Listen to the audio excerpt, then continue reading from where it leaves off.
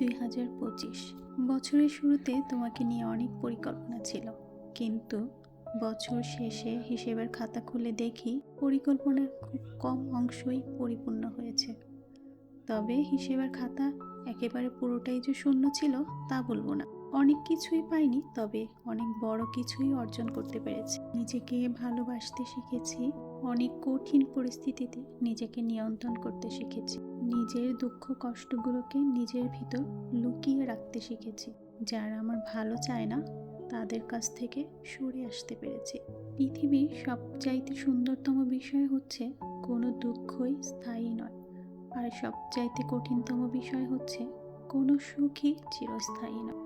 আজ 31শে ডিসেম্বর 2025 খ্রিস্টাব্দ এবং বছরের শেষ দিন 16ই পৌষ 1432 বঙ্গাব্দ। 2026 আমাদের জীবনে সুখবার্তা বয়ে আনুক এই কামনায় সবাইকে শুভ সকাল।